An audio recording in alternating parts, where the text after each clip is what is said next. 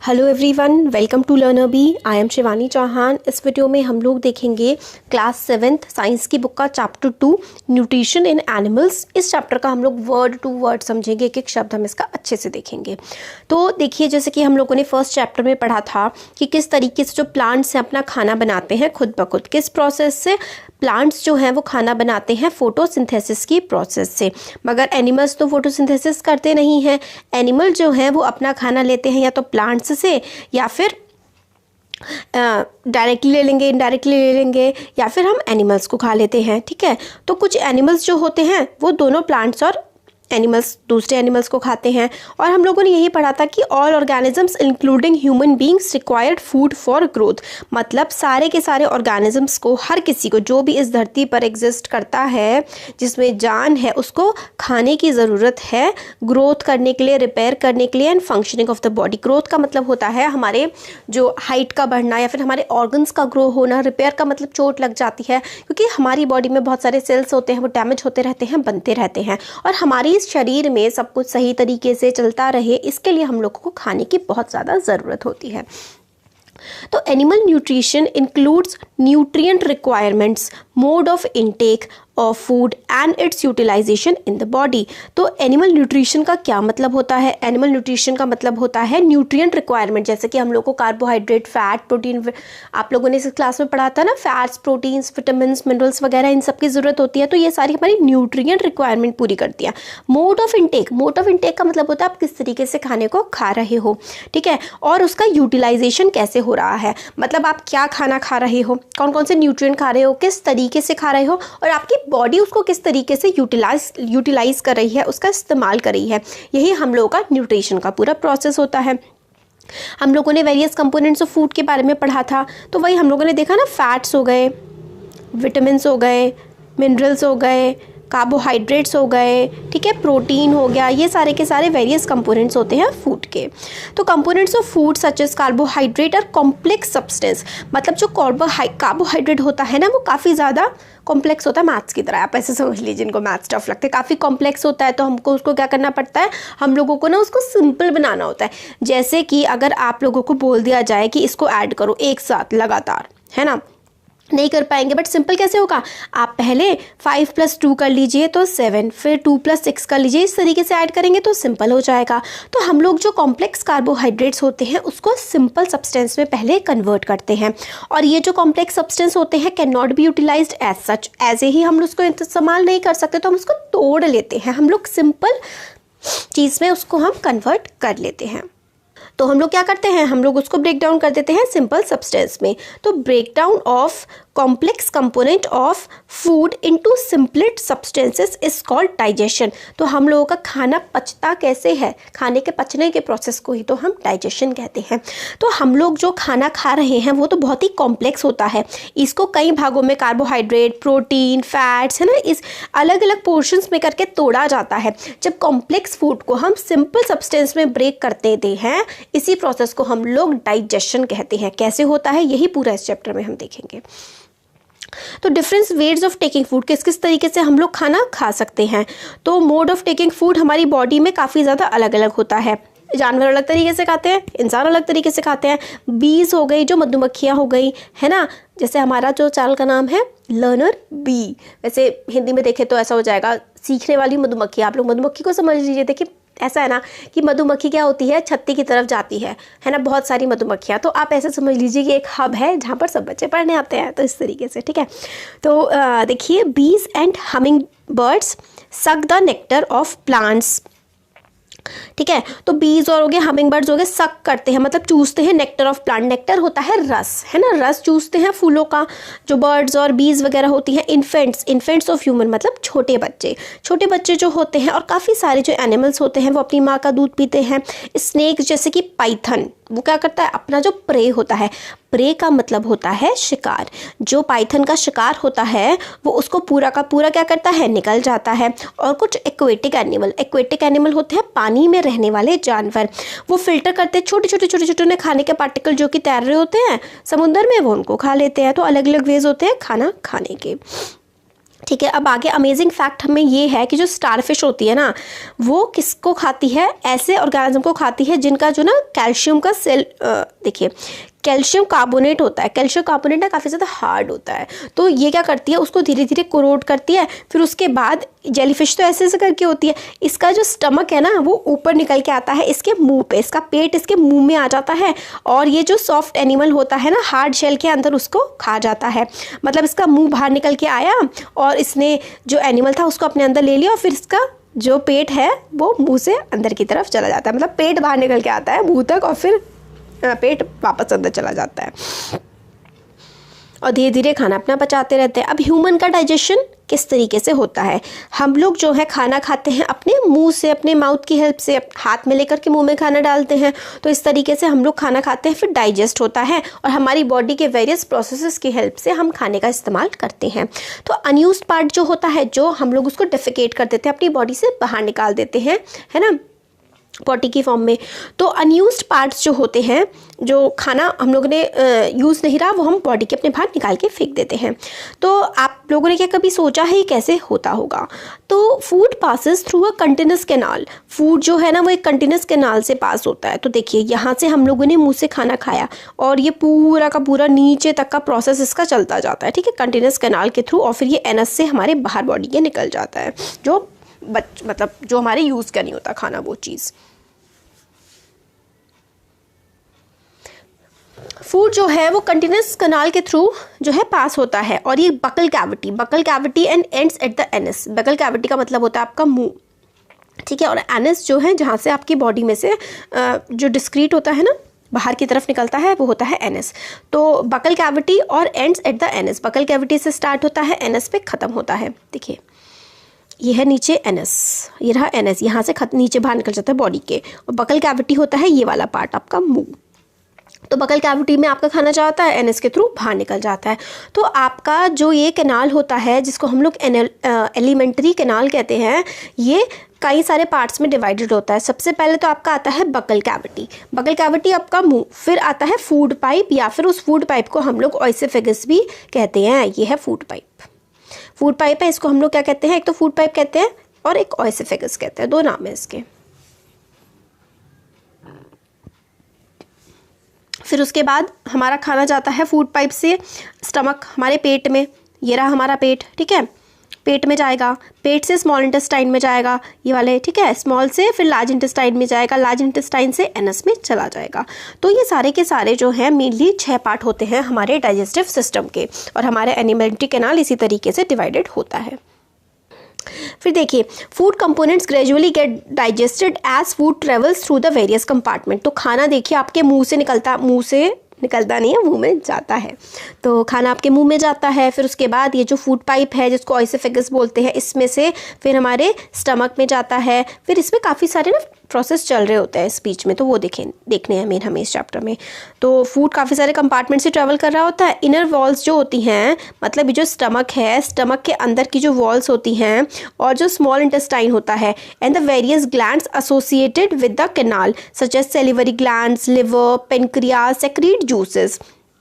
तो salivary gland जो है ना वो मुंह में थूक बनाने का काम करता है। तो जो आपका मुंह में सलाइवा होता है ना, थूक को इंग्लिश में सलाइवा बोलते हैं।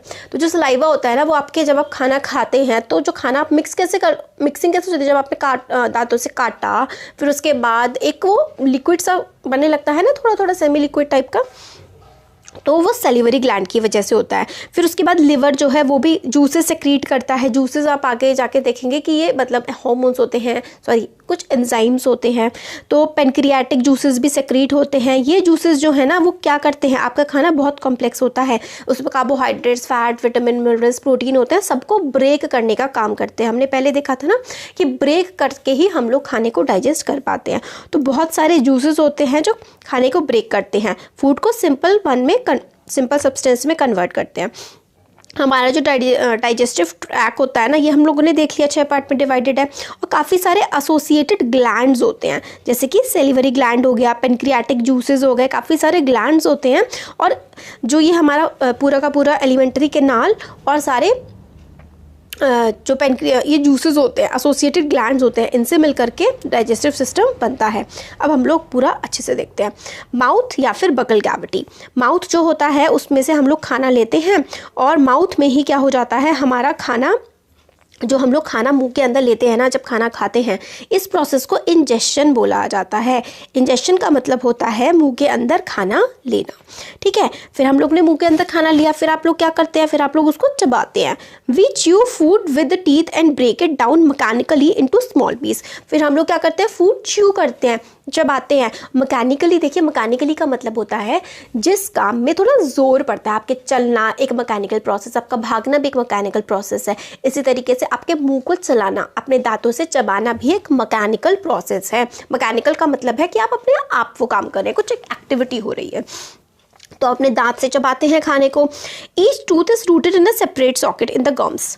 मतलब हर टूथ जो है अलग अलग जगह होता है। यहाँ पर ये देखिए, जो आपके सबसे लास्ट वाले दांत होते हैं, सबसे आखिर में जो दांत होते हैं, उसको हम लोग, आखिर के 3 दांतों को हम लोग मोलर बोलते हैं। जो आखिर के 3 दांत होते हैं उसको क्या बोला जाता है, मोलर बोला जाता है। फिर उस 3 के आगे वाले जो 3 दांत होते हैं, इसको प्री मोलर बोला जाता है। फिर और आगे के 3 दांत जो होते हैं, कैनाइन, और फिर उसके आगे के क्या होते हैं, आगे के ये जो एक एक दांत होता है, ये वाला और ये वाला, ये इंसीजर बोलते हैं। आपको याद कर लेना और ज़्यादा कुछ नहीं है इसमें, सिर्फ मोलर, प्रीमोलर, कैनाइन और इंसीजर की लोकेशन, बस इतना याद कर लीजिए, काफ़ी है। तो हमारे टीथ जो है वो काफ़ी इंपॉर्टेंट फंक्शन परफॉर्म करते हैं, हमारे खाने को चबाते हैं, चबाने में हमारी मदद करते हैं। और फिर वही हम लोग खाने को चबाते हैं, चबा करके खाते हैं। अभी ये मिल्क टीथ और परमानेंट टीथ भी हम देखेंगे। तो इतने में ही क्या होता है ना, माउथ में क्या होता है, सेलिवरी ग्लैंड होते हैं, तो वो सलाइवा थूक प्रोड्यूस करते हैं और वो क्या करता है, फूड की मिक्सिंग में हमारी काफ़ी ज़्यादा हेल्प कर देता है।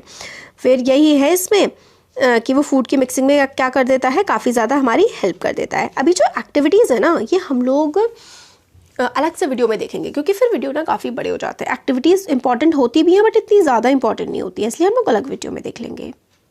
वैसे इस एक्टिविटी में सिर्फ यही है कि अगर आप लोग बिना चबाया हुआ खाना जो होता है ना, आपने राइस खाए, तो राइस में कार्बोहाइड्रेट होते हैं। जब आप कार्बोहाइड्रेट पे जो है ना आयोडीन का सोल्यूशन डालते हैं तो कार्बोहाइड्रेट ब्लू हो जाता है। और जब आप लोग खाने को चबा लेते हैं तो हमारा जो सलाइवा होता है ना, वो कार्बोहाइड्रेट को किस में चेंज कर देता है, स्टार्च में चेंज कर देता है। तो स्टार्च के में चेंज कर देता है, इसलिए जो है, जो चावल आपके चबाए हुए हैं मुँह के, वो कलर चेंज नहीं करते हैं। इसमें आपको एक तो उबले हुए चावल डालने हैं और मुंह में चबाए हुए चावल डालने हैं, फिर आयोडीन सोल्यूशन डालना है।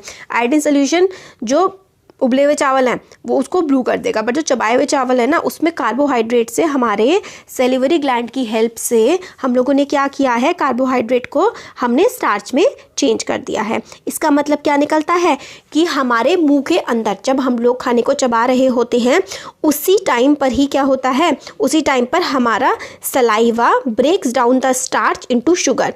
ठीक है, जो स्टार्च वाली चीज़ प्रेजेंट होती है ना, कार्बोहाइड्रेट से स्टार्च, और स्टार्च से क्या बन जाता है, वो शुगर में कन्वर्ट हो जाता है। मतलब सलाइवा स्टार्च को शुगर में कन्वर्ट करता है। वेरी इंपॉर्टेंट, सलाइवा जो है, हमारा जो सलाइवा होता है ना, थूक जो होता है, वो स्टार्च को क्या करता है, शुगर में चेंज कर देता है।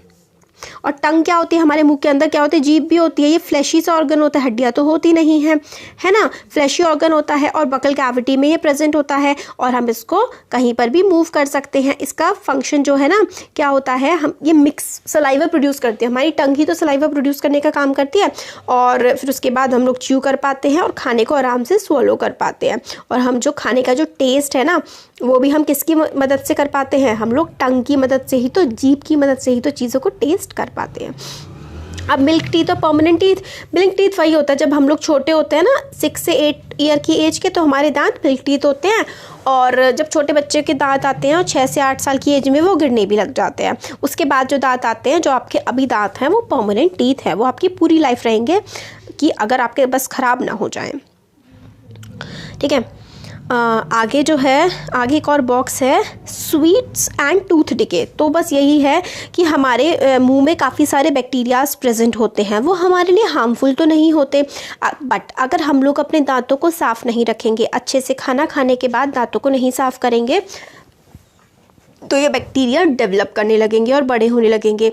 ये ये बैक्टीरिया क्या करते हैं, शुगर को जो प्रेजेंट होती है ना उस पे ये एसिड में कन्वर्ट कर देते हैं। मतलब जो हमारे दांतों में शुगर रह जाती है उसको बैक्टीरिया क्या करते हैं, एसिड बनाते हैं।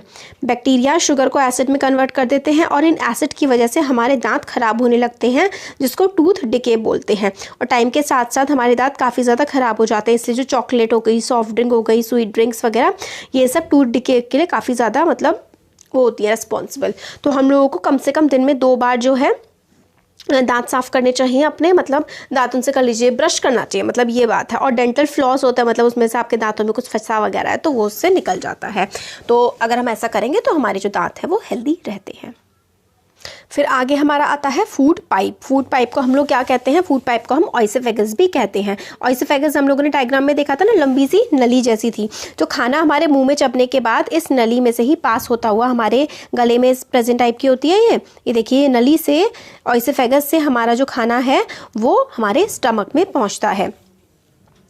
तो यही है कि along the neck and the chest से होता हुआ फूड जो है वो नीचे की तरफ पुश डाउन होता है। फूड पाइप की जो वॉल होती है उस खाने को नीचे नीचे की तरफ धक्का देती है। और ये मूवमेंट जो है ना सारा का सारा, ये actually this movement takes place throughout the alimentary canal and pushes the food downward. तो पूरा एलिमेंट्री कैनाल मतलब बकल कैविटी से लेकर के एनएस तक ये मूवमेंट चलता ही रहता है, खाने को नीचे धक्का देने वाला।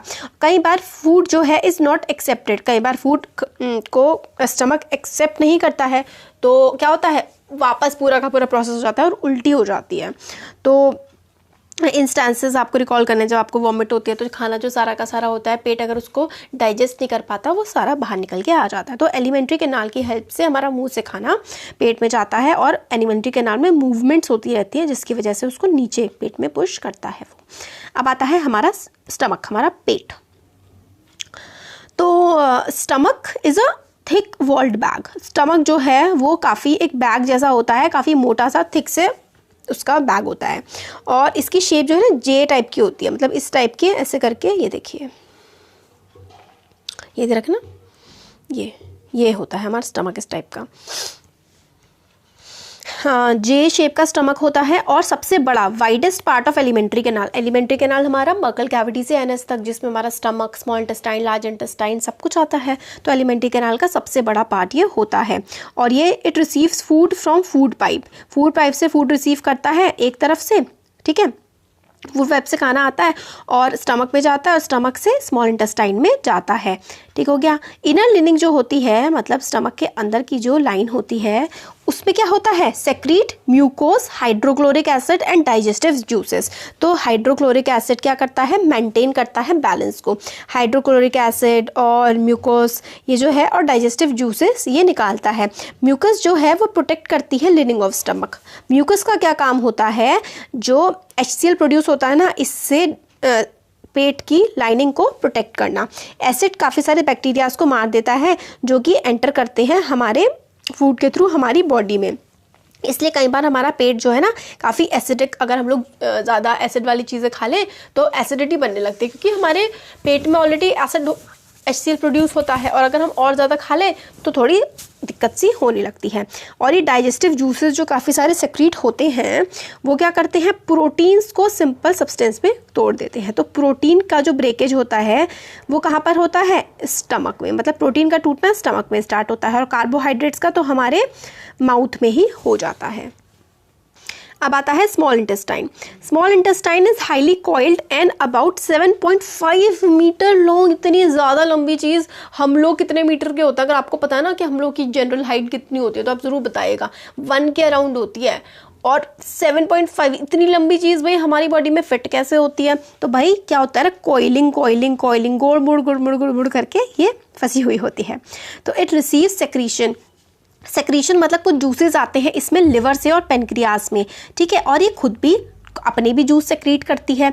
तो लिवर से आते हैं स्मॉल इंटेस्टाइन में जूसेस और पेनक्रियास से आते हैं और ये अपने भी जूस सेक्रीट करता है और ये खाने को फर्दर डाइजेस्ट करता है। The liver is reddish brown gland. Reddish, red से ब्राउन से कलर का ग्लैंड होता है जो कि upper part of abdomen in the right side. मतलब आपके देखिए ये है ना, आपका फिगर है यहाँ पर बना हुआ है, ये रहा लिवर। एब्डोमेन के अपर पार्ट में, स्टमक से ऊपर की तरफ होता है ना लिवर, एब्डोमेन के अपर पार्ट में लिवर सिचुएटेड होता है और ये सेक्रीशंस देता है स्मॉल इंटेस्टाइन को, ठीक है। और क्या आता है इसमें से? बाइल जूस आता है, liver secrete bile juice that is stored in the sac called gall bladder. Gall bladder में बाइल जूस जो है प्रेजेंट होता है, बाइल को पित्त कहते हैं, ठीक है। तो बाइल जो है गॉल ब्लैडर में प्रेजेंट होता है और bile plays an important role in the digestion of fat. Bile का क्या काम होता है? फैट्स को डाइजेस्ट करना। फैट्स को डाइजेस्ट करता है बाइल, यानी कि फैट्स कहाँ पे डाइजेस्ट हो रहे हैं? फैट्स स्मॉल इंटेस्टाइन में हो रहे हैं, प्रोटीन्स हो रहे हैं स्टमक में और कार्बोहाइड्रेट्स हमारे माउथ में होते हैं। पेनक्रियाज जो है वो काफ़ी लार्ज क्रीम कलर का ग्लैंड है, जस्ट बिलो स्टमक, स्टमक के नीचे की तरफ है। और पेनक्रियाटिक जूस जो होते हैं ना, जैसे कि कार्बोहाइड्रेट्स, पेनक्रियाटिक जूस एक्ट करता है, काम करता है कार्बोहाइड्रेट, फैट और प्रोटीन पे and change them into simpler forms. तो पेनक्रियाटिक जूस जो आते हैं वो कार्बोहाइड्रेट, फैट और प्रोटीन तीनों पे एक्ट करते हैं, यानी कि स्मॉल इंटेस्टाइन में कार्बोहाइड्रेट, फैट और प्रोटीन सब पर एक्ट होता है, सबका डाइजेशन होता है और इसको सिंपलर फॉर्म में कन्वर्ट करने में हेल्प करता है। और the partly digested food now reaches the lower part of the small intestine where intestinal juice completes the digestion of all components of the food. फिर जो डाइजेस्टेड खाना होता है जो कि स्मॉल इंटेस्टाइन में पहुंच गया होता है, फिर उससे नीचे की टाइप के पार्ट में वो पहुंच जाता है। Carbohydrate get broken down, carbohydrate और छोटे सिंपल शुगर्स में कन्वर्ट हो जाते हैं, ग्लूकोज, फैट्स, ठीक है। देखिए कार्बोहाइड्रेट्स किस में चेंज हो जाते हैं? ग्लूकोज में हो जाते हैं स्मॉल इंटेस्टाइन में। फैट्स किस, ये चीज़ बहुत ज़्यादा इंपॉर्टेंट है, आपके एग्जाम में बहुत ज़्यादा पूछी जाती है। फैट्स चेंज होते हैं फैटी एसिड्स में और ग्लाइसरॉल, ठीक है, ग्लाइसरॉल में, फैटी एसिड ग्लाइसरॉल में और प्रोटीन होते हैं अमीनो एसिड में। ये आप अपनी बुक में मार्क कर लीजिए, ये तीनों लाइनें ना आपके 10th क्लास के एग्जाम में भी आती हैं ये तीन चीज़ें। आप 7th क्लास अच्छे से करिए, 7th का और 10th का कोर्स बहुत सिमिलर होता है। तो देखिए फैट्स जो है वो ब्रोकन डाउन होते हैं सिंपल शुगर्स में, फैट ग्लूकोज में होते हैं, ठीक है। सॉरी कार्बोहाइड्रेट जो है वो ग्लूकोज में, fats fatty acids and glycerol में और प्रोटीन्स अमीनो एसिड्स में। ये बहुत इंपॉर्टेंट है। तो अब हम लोग जो आगे का पार्ट है ना स्मॉल इंटेस्टाइन के आगे वाला, absorption in the small intestine कैसे होता है, लार्ज इंटेस्टाइन और डाइजेशन इन एनिमल्स, ये वाला पूरा पार्ट हम नेक्स्ट वीडियो में देखेंगे। और हम ये वाला जो पार्ट है ना ये बॉक्स भी नेक्स्ट वीडियो में देखेंगे। बहुत ही इंटरेस्टिंग सी चीज़ है कि किस तरीके से हम लोगों को पेट की वर्किंग के बारे में पता लगा था। तो कैसा लगा वीडियो ज़रूर बताइएगा, अच्छा लगा लाइक करिए, चैनल को सब्सक्राइब करिए, फ्रेंड्स के साथ भी शेयर करिए। Thank you.